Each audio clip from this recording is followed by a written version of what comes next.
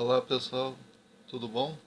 Hoje nós vamos falar sobre essa obra aqui, Memórias da Casa dos Mortos, escrito pelo grande escritor Fyodor Dostoiévski.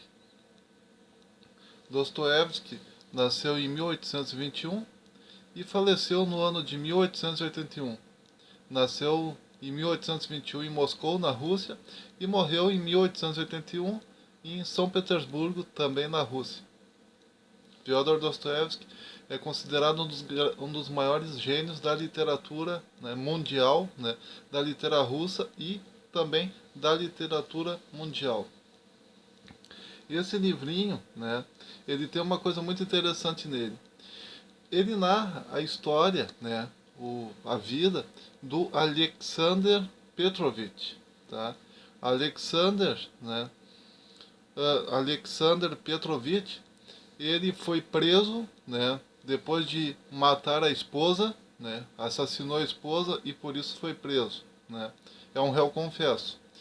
E lá na prisão ele narra tudo o que aconteceu na vida dele dentro da prisão. A prisão era uma espécie de acampamento na Sibéria, né, um lugar gelado, né, um lugar de uma frieza muito grande, né, longe dos municípios, né, longe das cidades, longe de qualquer civilização, né, e as pessoas ficavam lá, né, moravam lá naquele presídio, né, naqueles alojamentos. Mas o mais interessante é que o próprio Dostoiévski, sim, o próprio Dostoiévski, ele também teve preso durante um tempo. Então, os estudiosos, os grandes estudiosos, eles dizem que Dostoiévski ele esteve preso durante um tempo, e ele anotou, durante o tempo em que ele esteve preso, ele anotou tudo aquilo que ele via e ouvia dentro da prisão, as coisas que aconteciam lá dentro, e depois que ele foi solto da prisão, depois que ele terminou o período dele de prisioneiro, ele resolveu então publicar esse livro aqui, e narrar, através desse personagem fictício, o Alexander Petrovich, exatamente tudo o que havia acontecido com ele dentro da prisão, tudo que ele viu, tudo que ele ouviu. E as cenas que aparecem aqui são, no mínimo, incríveis, né? Incríveis mesmo. É uma obra que deve ser lida mesmo, tá? Ela nos leva a muitos questionamentos. Um dos grandes questionamentos dessa obra é até que ponto o sistema prisional de fato funciona. Já começa por aí. Observem que esse livro foi escrito por Dostoiévski, portanto século XVIII, por aí, entre o século XVIII e XIX. A grande questão aqui é a seguinte: se ele, né, já estava nos dizendo que o sistema prisional russo não funcionava, é porque de fato o sistema prisional em si é algo que não funciona. Então a primeira coisa que esse livrinho nos aponta é isso: o sistema prisional não funciona. Esse sistema prisional de atirar pessoas dentro da cadeia, deixar lá durante um tempo e depois soltar elas, não funciona. Segundo Dostoiévski, isso não funciona. Tá? Dostoiévski, ele também coloca em xeque a seguinte questão, né? Que os prisioneiros que estavam lá na prisão, eles eram pessoas normais, seres humanos normais, que tinham dons e talentos normais, naturais, e que, portanto, mantê-los presos dentro do presídio, dentro da prisão, era um verdadeiro desperdício de talento. Era um desperdício de tempo, um desperdício de talento. Interessante que os prisioneiros, dentro desse acampamento na Sibéria, essa prisão, esse acampamento prisão da Sibéria, os prisioneiros eles trabalhavam. E segundo Dostoiévski, segundo essa obra aqui, né, era exatamente por esse motivo que os prisioneiros eles tinham ainda um pequeno sentido de dignidade dentro de si, por causa esses trabalhos que eles faziam lá dentro. Entendeu? Essas manufaturas que eles faziam lá dentro, consertavam sapatos, inclusive. Então, era esses pequenos trabalhos que eles faziam lá dentro que ainda ajudavam eles a manter um pouco de dignidade, né? Dentro da prisão havia um costume de mudar de nome, né? Um prisioneiro que tinha recebido uma punição pequena, né, se deparava com um prisioneiro que tinha recebido uma punição muito severa. O que acontecia? Aquele que tinha recebido a punição muito severa, muitas vezes, em troca de bebida alcoólica, em troca de alguma outra coisa, sugeria, né, que o outro, aquele que tinha recebido uma punição melhor, vendesse para ele o nome dele. Lembre-se, naquela época não havia carteira de identidade. Então os líderes, né, os majores, os policiais, enfim, que faziam a inspeção dos prisioneiros, eles não iam conseguir memorizar o rosto de tantos prisioneiros. Então o que que acontecia? Às vezes aqueles prisioneiros que tinham recebido uma condenação maior procuravam um prisioneiro que tinha recebido uma condenação menor e persuadiam ele a trocar de lugar com ele. E sempre que os chefes chamassem na hora da chamada o nome dele, aquele prisioneiro que havia trocado de lugar por ele deveria de responder por ele. Entendeu? Isso era uma sacanagem que acontecia naquela época. Né? Isso tudo o Dostoiévski, ele está nos mostrando que o sistema prisional não funciona. Porque imaginem a Rússia, né? A grande e poderosa Rússia dos grandes czares. Né? Porque na época em que Dostoiévski viveu, a Rússia era controlada por um czar. Né? Então era a Rússia imperial, na verdade. Era a Rússia dos grandes czares. O livro ele começa da seguinte maneira. Né? Começa com um narrador que não tem nome, esse narrador.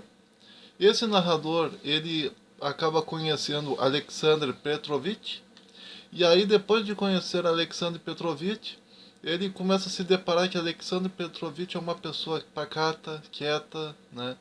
E ele, mais tarde, o Alexander Petrovich morre, né? O Alexander Petrovich trabalhava até então como dando aulas de vez em quando, para as pessoas que moravam ali na Rússia, naquela cidadezinha ali. E aí quando Alexander Petrovich morreu, esse narrador, que não possui nome, ele foi lá aonde morava o Alexander Petrovich. O Alexander Petrovich morava numa pensão, né, numa espécie de pensão, e deram, né, para o nosso narrador todas as anotações pessoais do Alexander Petrovich, né, um caderno cheio de anotações pessoais, e nessas anotações pessoais estava exatamente tudo aquilo que Alexander Petrovich tinha visto e ouvido dentro da prisão. O que acontece? Então, a partir do capítulo 2, né, a partir do capítulo 1, na verdade, tá? A partir do capítulo 1, aquele narrador que não tinha nome, ele sai do texto e assume no lugar dele a própria voz do Alexander Petrovich, como se a gente estivesse lendo aquele caderno que o narrador sem nome havia descoberto, né, na casa do Alexander Petrovich. Então, tu tem essa brincadeira textual, um narrador sem nome dando lugar a um personagem que até então tinha sido um personagem apenas, que deixa de ser um personagem que passa a ser um personagem narrador. Né? Um personagem que até então estava sendo tratado em terceira pessoa passa a ser tratado em primeira pessoa e deixa de ser um mero personagem fictício, um mero personagem em terceira pessoa e passa a ser um personagem narrador, um personagem em primeira pessoa.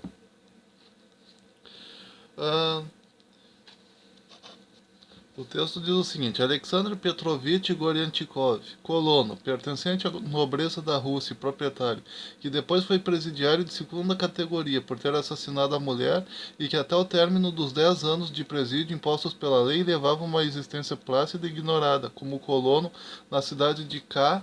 E aí tem 3 pontinhos do lado de K porque ele não faz questão de revelar o nome. Esse personagem, esse narrador sem nome, ele começa dizendo: conheci Alexander Petrovich em casa de um velho funcionário, prestativo e hospitaleiro, Ivan Ivanovich Yodskov, pai de 5 mocinhas de várias idades e que prometiam todas vir a ser belas. Alexander Petrovich lecionava para elas 3 vezes por semana, a 30 kopecks de prata por lição. O seu aspecto exterior interessou-me. Era um homem extremamente pálido e seco, novo ainda, de uns 35 anos, baixinho e adoentado. Andava sempre muito bem arranjado, vestia a europeia, Quando alguém falava com ele, ficava olhando a pessoa fixa e atentamente, escutava com muita atenção todas as palavras que lhe dirigíamos, como se refletisse ao mesmo tempo, como se com a nossa conversa lhe apresentássemos algum problema ou quiséssemos arrancar-lhe um segredo, e finalmente respondia com clareza e laconismo, pesando cada palavra da sua resposta, de maneira que se acabava por sentir um certo mal-estar, e por fim todos se alegravam com o fim do diálogo. Todos conheciam a sua história, sabiam que tinham matado a sua esposa ainda no primeiro ano de casados, que a tinha matado por ciúmes e que depois que ele próprio se tinha entregado à justiça, o que suavizara muito a sua condenação. Mas apesar de tudo isso, esse homem extravagante fugia teimosamente de toda a gente e só aparecia junto dos outros para dar as suas lições. Circunstâncias várias fizeram com que eu me afastasse da povoação por 3 meses. Quando regressei, soube que Alexandre Petrovitch tinha morrido nesse outono, na maior solidão, e que nem uma só vez tinha chamado o médico. Pus-me imediatamente em comunicação com a dona da casa em que ele vivia, com o intento de conseguir alguns informes, a que se dedicava concretamente o seu hóspede, talvez escrevesse. Por uma moeda de 20 copeques trouxe-me um cesto de madeira de tilha cheio de papéis deixados pelo falecido. A respeito do hóspede não podia dizer-me nada de novo. A avaliar pelas suas palavras, raramente fazia qualquer coisa, e passava meses e meses sem abrir um livro ou pegar numa pena. Além disso, levava a noite toda passeando, ora para um lado, ora para o outro no quarto. E às vezes até falava sozinho. Gostava muito e fazia muitas festas à sua netinha, Kátia. Perguntei a Kátia se lembrava do seu professor. Ela me olhou em silêncio, encostou-se à parede e começou a chorar, donde se via que até aquele homem encontrou alguém que gostasse dele. A mulher trouxe os papéis e fiquei a lê-los todo dia. E aí então que ele começa a ler, né, as anotações do Alexandre Petrovitch, e ele deixa de ser um narrador, e o próprio Alexandre Petrovitch, através do caderno de anotações, passa a ser o nosso narrador, nosso personagem narrador. E nessa brincadeira do Alexandre Petrovitch ter se afastado da comunidade e viver isolado, é uma maneira, né, do narrador, do autor, enfim, nos dizer que a prisão, né, aquele período em que ele teve da prisão, deixou ele antissocial, ele nunca se recuperou por completo para estar junto da sociedade novamente. Uma das cenas mais interessantes aparece aqui, ó. Havia um deportado, isso dentro da prisão. Havia um deportado cuja ocupação favorita nos momentos livres consistia em contar os postes da paliçada, que eram 1150, e andava sempre a contá-los e a olhar para eles. Cada poste significava para ele um dia, cada dia punha um de lado, e assim pelo número deles que ainda lhe restavam, podia saber com um simples olhar quantos lhe faltavam para passar na prisão até chegar ao fim dos seus trabalhos forçados. Uma vez assisti à despedida de um preso que passara 20 anos no presídio e que alcançara finalmente a liberdade. Havia alguns dos seus companheiros que se recordavam de como ele entrara na prisão da primeira vez, jovem, despreocupado, sem pensar no seu crime nem no castigo. Saiu depois já velho, com uma cara azeda e severa. Atravessou em silêncio todos os nossos 6 pavilhões. Quando entrava em cada um deles, rezava umas orações e depois, curvado, abraçava os camaradas pedindo-lhes que não guardassem dele uma má recordação. Também em certa ocasião era já de noite, vieram chamar à porta um preso que anteriormente fora um abastado camponês siberiano. Meio ano atrás recebera a notícia de que a mulher voltara a casar, o que lhe causou uma grande impressão. Nessa ocasião, era ela quem vinha pessoalmente ao presídio, quem o chamava e lhe entregava uma esmola. Falaram durante 2 minutos, choraram os dois e despediram-se para sempre. Voltou para o pavilhão. Sim, naquele lugar podia aprender-se a ser paciente. No inverno recolhiam-nos cedo. Demoravam 4 horas a encurralar-nos a todos. E, entretanto, vozes, ruídos, risos, disputas, barulho de cadeias, caras com cicatrizes, roupas em farrapos, insulto com palavras ofensivas. Sim, homens endurecidos. O homem é um ser que a tudo se habitua, e essa é, a meu ver, a melhor de suas qualidades. Viviam ao todo no presídio 250 homens, número que se mantinha quase constante. Uns entravam, outros acabavam de cumprir a sentença e saíam, e outros ainda morriam ali dentro.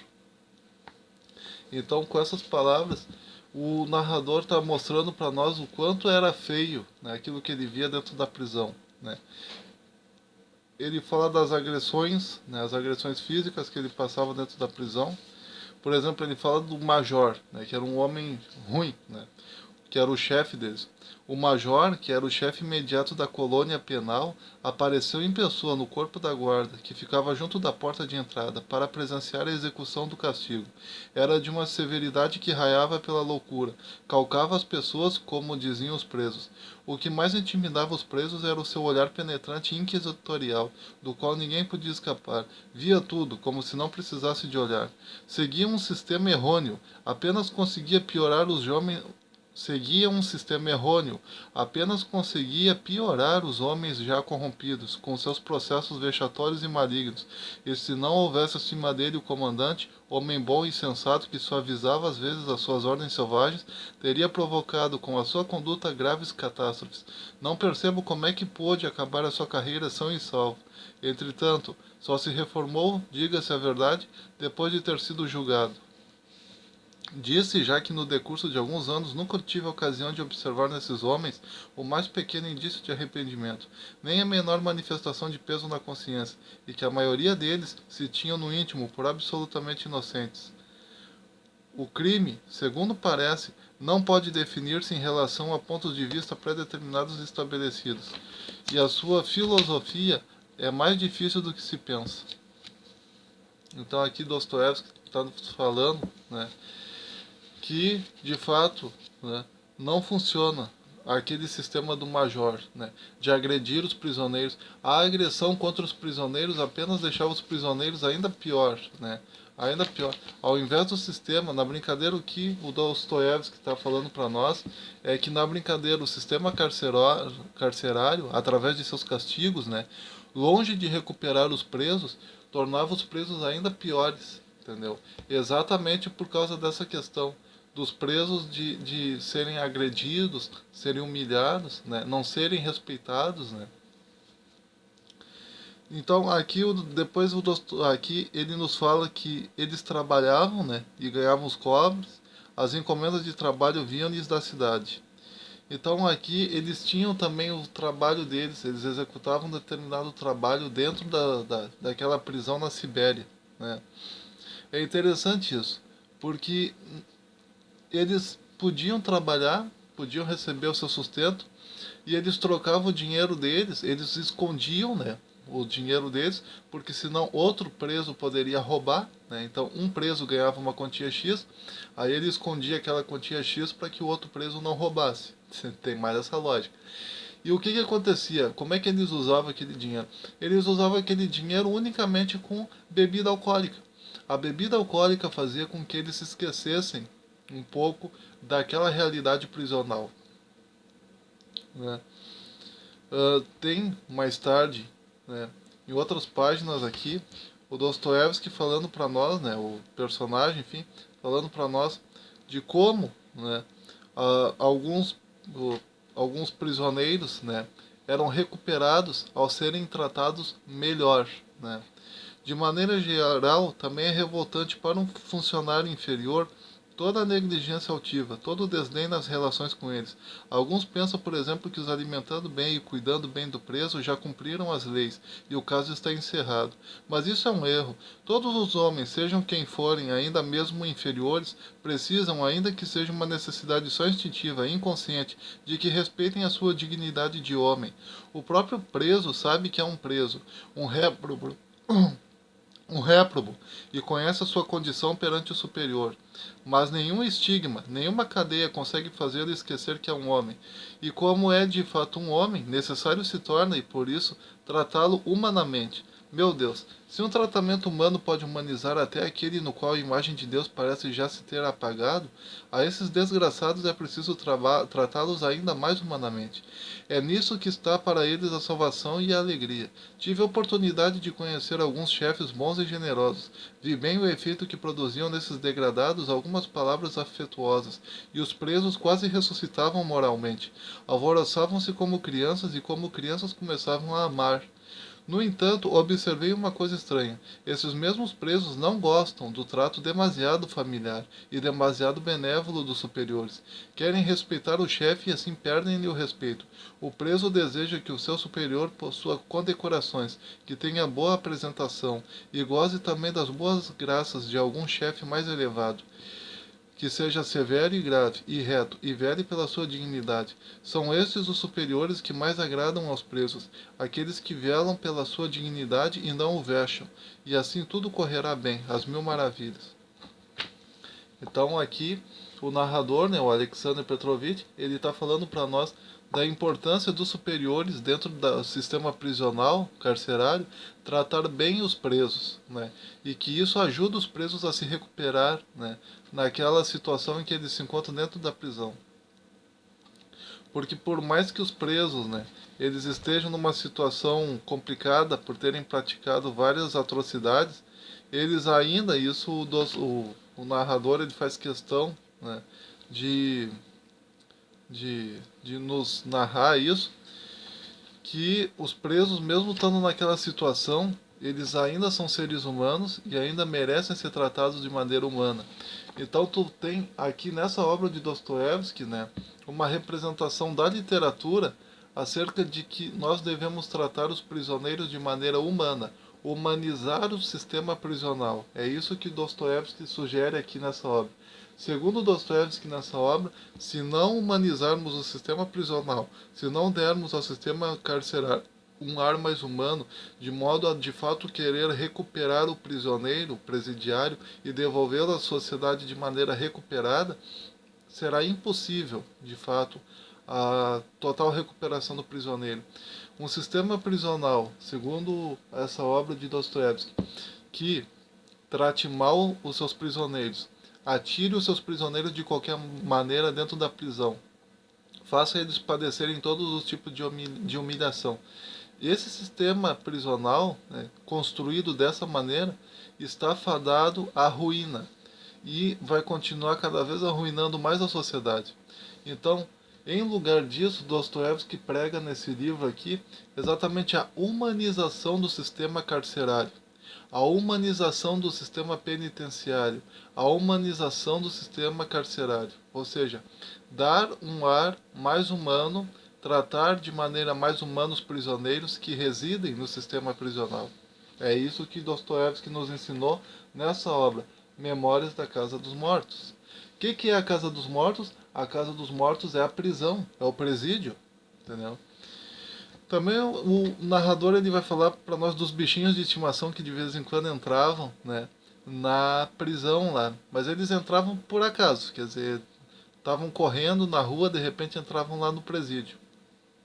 Os prisioneiros eles adotavam esses bichinhos da melhor maneira possível. Tem uma parte meio feinha aqui em que, né, um dos prisioneiros, né, ele trabalhava fazendo sapato dentro da prisão, né. O que acontece? O cachorro entra, né? O nome do cachorrinho era Kutiapka, né? O Kutiapka entra, né, dentro do presídio e aquele prisioneiro ele achou muito bonita, né? Aquela, ele achou muito bonita aquele pelo do animal, né? Ele foi lá, botou o animal no chão assim, né? O nome do prisioneiro era Sharik, né? O Sharik foi lá, pegou o cachorrinho, assim, observou o pelo dele, né? Acariciou bastante o pelo do cachorrinho, o cachorrinho ficou feliz, mas no outro dia o cachorro sumiu. O nosso personagem narrador, né? Ele ficou meio estranho, assim, né? Ele ficou, né? O Alexander ele ficou meio estranho, assim, onde é que tá o meu cachorrinho, né? Aí o Sharik, que era o prisioneiro, né? Disse, ó, o teu cachorrinho agora tá nesse sapato. E ainda mostrou o sapato para ele, né? Então, quer dizer, isso acontecia também no sistema prisional da Rússia, né? Lá na Sibéria, né? Na época do Dostoiévski. Os prisioneiros, eles não apenas dormiam nos alojamentos, mas eles trabalhavam, faziam seus trabalhos internos lá dentro. E daí acontecia às vezes de animais entrarem lá dentro e aqueles que trabalhavam com sapato muitas vezes aproveitavam a pele do sapato, a pele do cachorro para fazer o sapato, né? Sapato de couro, sapato dá um último remendinho na pele, entendeu? No couro do sapato. Enfim, né? Havia isso também. Acontecia às vezes dos prisioneiros ficarem doentes. O que acontecia? Levavam eles então a uma espécie de hospital interno dentro do próprio presídio. O hospital, segundo o narrador, era um hospital assim, ó, que tu colocava a roupa que tu colocava já tinha sido usada várias vezes. Alguns pacientes, né, limpavam seu nariz na roupa, na mesma roupa que agora tu estava usando, entendeu? Até isso acontecia. Então a roupa que tu usava estava cheia de contaminações e coisas, mas tu era melhor tratado dentro do hospital. Então o que que acontecia? Muitas vezes os prisioneiros, né, eles se faziam de doente para ter uma noite de sono, né, saborosa no hospital e comer a comida do hospital, né? Então isso acontecia. Quando eles eram descobertos agindo assim, né, eles recebiam o dobro ou triplo, né, de chibatadas e de pancadas, né, porque eles eram colocados na Sibéria ali, né, naquele alojamento, se colocava o prisioneiro no tronco, né, e se dava várias chibatadas nele, né. Ah, isso era uma forma de castigo. Então, e todos os dias, né, se fazia isso de propósito, né, para se estabelecer uma espécie de ordem, né. Os superiores faziam isso dentro do presídio para manter uma espécie de ordem. E o Dostoiévski ele critica isso também. Ele critica essas agressões físicas, esse ato de apanhar, né, dos prisioneiros em relação aos superiores, né. E nesse hospital, então, o Dostoiévski, o Alexandre, né, Petrovich, ele vai falar de um caso de um homem que morreu, né? Um homem que morreu e o indivíduo que foi lá, né, um outro prisioneiro que foi lá para levar o cadáver, ele ficou meio assustado quando viu aquele cadáver assim na frente dele, né? E ele começou a meio que chorar, começou a tremer o lábio, parece que ia chorar. Quando alguém perguntou para ele por que tu tá chorando, a resposta dele foi o seguinte: porque esse prisioneiro aí que está morto, né, dentro dessa cama em cima dessa cama de hospital, ele também tinha mãe, né? E isso foi uma resposta assim, ó, que transpassou o personagem narrador, o Alexander Petrovich, e ele fez questão de escrever isso, que isso transpassou a alma dele, né? Que muitas vezes dentro do sistema penitenciário, né, os próprios indivíduos que cuidavam do sistema penitenciário na Rússia, eles não prestavam atenção que aqueles prisioneiros que eles estavam maltratando também tinham, né, família, também tinham mãe, também tinham ah, alguém que iria chorar, né, se eles morressem ali dentro, né. Então isso é uma questão interessante, é mais uma espécie de criticazinha de Dostoiévski em relação ao sistema prisional da Rússia naquela época. Depois, em determinado momento, e agora você vai começar a entender por que Dostoiévski ele é considerado um autor psicológico. Ele é considerado um autor que entra na alma de seus personagens. Olha só como é que o personagem dele, o Alexandre Petrovich, descreve a alma dos presos. Sim, ele descreve a alma ao longo de todo o texto, ao longo de todo esse texto. A alma dos presos é descrita, os sofrimentos deles, as agressões físicas, o que eles pensavam, o que eles sentiam, como é que eles agiam, né? Isso de uma maneira bem detalhada para que a gente possa entrar na alma deles. Mas tem um certo trecho aqui que o Dostoiévski faz isso de uma forma bem interessante. Olha só. Existia vida individual entre nós, uma vida interior, própria de cada um. No fundo, não tem absolutamente razão aqueles que dizem que para o nobre, para o culto, para o presídio, para o nobre e para o culto, o presídio e os trabalhos forçados são tão duros como para qualquer lábrego. Conheço essa tese, ouvi-a defender nos últimos tempos, tenho lido algo acerca dela. A base dessa ideia é verdadeira, humana. Todos são pessoas, todos homens, mas é uma ideia demasiado abstrata. Não tem em conta muitas condições práticas que não se podem compreender de outro modo senão na própria realidade. Falo assim não porque o nobre e o ilustrado sintam de um modo mais requintado e doloroso, porque estejam mais desenvolvidos. É difícil avaliar numa escala a alma e o seu desenvolvimento. Nem a própria cultura pode servir de medida nesse caso. Eu sou o primeiro a afirmar que no homem mais inculto, no meio mais baixo, entre esses homens que sofrem, se encontram aspectos de mais refinada evolução espiritual.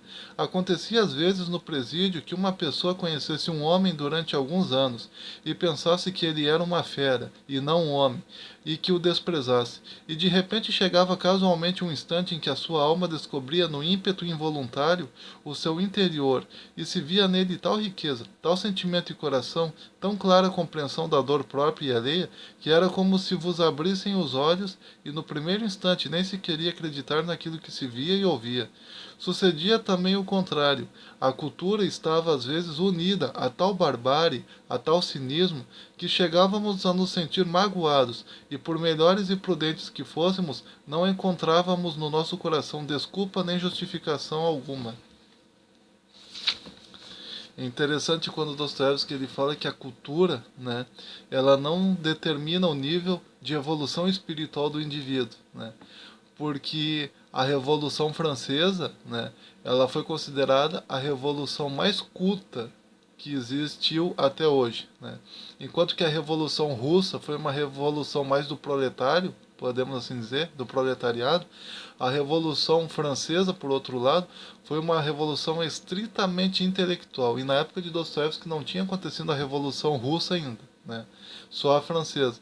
A Revolução Francesa foi uma revolução de alto nível de intelectualidade, de alto nível intelectual, né? Se fez um verdadeiro culto à razão. E até os meses, né, no calendário foram mudados em honra da razão. O objetivo era a razão. Mas o que aconteceu? A Revolução Francesa, tão cultural, tão culta, tão inteligente, tão sábia, tão formada por intelectuais, né? O que aconteceu foi que a Revolução Francesa acabou sendo uma maior carnificina, né? Uma das maiores carnificinas da história. Né? Várias pessoas tiveram a sua vida terminada, né? Morreram, né? Guilhotinados, né? Na Revolução Francesa. Então aqui o Dostoiévski está de alguma maneira entrando na alma humana, né, e dizendo que aqueles prisioneiros que estavam perto dele naquele presídio e que tinham um nível cultural baixo, né, isso não significa que o nível espiritual deles também fosse baixo. O narrador ele viu entre aqueles prisioneiros, né, uma evolução espiritual muito grande, né, que nem nas classes cultas muitas vezes ele encontrou, né. Então ele diz, será que esses prisioneiros, apesar de serem tratados de maneira preconceituosa pela sociedade, por terem cometido atos que a sociedade condenou a eles, será que eles são tão abaixo assim do nível? Né? Será que eles são tão medíocres espiritualmente? Será que eles têm um nível espiritual e um nível de alma tão baixo assim? Será que não é o contrário muitas vezes? Né? Ele escreveu assim, ó: mais importante do que tudo isso é que qualquer dos que hão de começar a acostumar-se ao presídio, passadas 2 horas de aí estar, considera-se já como todos os outros, considera-se em sua casa, como proletário, com os mesmos direitos que toda a comunidade presidial. Todos o compreendem, e ele compreende a todos, conhece todos, todos o consideram como seu, mas tal não sucede com os bem-nascidos, com os nobres. O camponês que foi nascido de Taganrog para o posto de Pietropavlovsk encontra imediatamente ali algum camponês russo. Imediatamente fala e desabafa com ele, e passadas 2 horas já convivem amistosamente os dois, na mesma choca ou na cabana. Choça ou na cabana. Não se dá o mesmo com os bem-nascidos. Estão separados do povo baixo por um abismo profundíssimo, e só se repara nisso plenamente quando o bem-nascido, de repente, por forças das circunstâncias exteriores, se vê efetivamente despojado dos seus anteriores direitos e fica também convertido em povo. Né? Então é interessante que muitas vezes o personagem, né, o personagem narrador, ele muitas vezes viu, né, acontecer lá dentro da prisão, né, dos indivíduos que vinham de classes nobres, né, a terem preconceito daqueles que vinham de classes pobres. Mas ele diz aqui nesse texto, aqueles que vinham de classes pobres, né, camponeses e tal, quando eles eram presos, quando eles entravam na prisão, bastava eles conversarem com outros camponeses, já faziam amizade, já ficavam ali juntos, já conversavam, já davam risada, já viviam a vida deles junto ali, já se enturmavam. Agora, os nobres, né, como tem aquela questão, Joãozinho, ele é de uma família mais nobre que fulaninho. Então o Joãozinho, que foi preso, e o fulaninho, que também foi preso, o Joãozinho, por ter sido mais nobre quando estava solto, agora vai se sentir superior na cadeia ao fulaninho, que quando estava solto era menos nobre do que ele. Então seria mais ou menos essa ideia. Dentro da prisão, eles mantinham uma espécie de hierarquia, né, exatamente a mesma hierarquia que existia fora da prisão, eles mantinham dentro da prisão. É interessante isso. O Dostoiévski aqui nessa brincadeira está falando da hipocrisia, né? De muitas vezes do prisioneiro, né? Ele agir, né? Como se só porque ele nasceu numa família rica ele fosse melhor que os outros prisioneiros que nasceram numa família pobre, né? Em determinado momento, né, há um Natal, né? E nesse Natal, né, o narrador ele mostra para nós, né, que ao comemorar o Natal, que é algo que é comemorado não apenas pelos presidiários, mas também por aqueles que estão nas ruas soltos, né, pessoas de bem também, era uma maneira no Natal, o comemorar o Natal era uma forma de se unir, né, uma forma dos prisioneiros se sentirem parte do mundo que estava fora da prisão, né, porque tanto o mundo que estava fora da prisão quanto o mundo da prisão, ambos comemorariam o Natal e dessa maneira ficariam interligados. Então o Natal para eles era o período mais interessante, né? Ele diz em determinado momento do texto que o Natal era um dos períodos mais interessantes do presídio. Tem uma cena também que o narrador, Alexander Petrovich, ele tenta fugir, né, do, do da prisão, né? Tem uma outra cena aqui que ele fala de homens terríveis que haviam dentro da prisão, companheiros de cárcere, que muitas vezes, né, falavam, ah, falavam mal de seus próprios colegas para ver seus colegas apanhando dos seus superiores, né, algo que também acontecia. E a cena mais interessante é quando ocorre a saída do presídio, ou seja, quando o personagem narrador ele sai do presídio. Foi uma das cenas mais interessantes porque alguns prisioneiros, né, abraçaram, né, o Alexander Petrovich na hora que ele estava saindo do presídio, na hora em que ele completou de fato o tempo dele na prisão, né, no dia em que ele foi solto. Alguns se abraçaram nele e disseram que iam sentir muita falta. E ele dizia, não te preocupa fulano, daqui a pouco tu também tá, né, lá fora, junto comigo. Aí alguns diziam, não, mas eu ainda vai demorar muito tempo. Outros simplesmente viravam as costas, né, sentiram antipatia tanto no início quanto no fim, quer dizer, nunca simpatizaram pelo Alexander Petrovich em momento nenhum. Outros, né, olhavam para ele com um ar meio estranho, né, porque agora ele era um homem livre, um homem solto.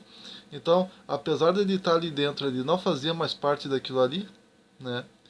É interessante que antes dele ser solto, o major, né, ele foi aquele major ruim, né, que batia nos prisioneiros, enchia os prisioneiros de vergastadas, né, de chibatadas e coisas do gênero.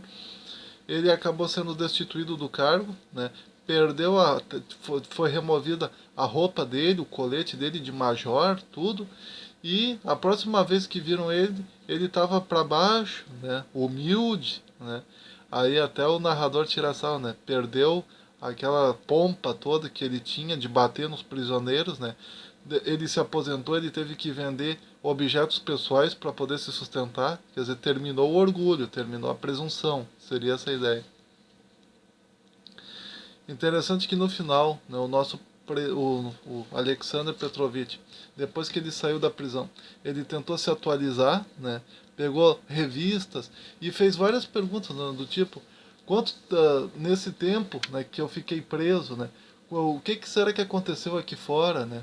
Como será que a sociedade mudou? Quais são as novas ideias? Quais são os novos autores que eles estão estudando nas prateleiras?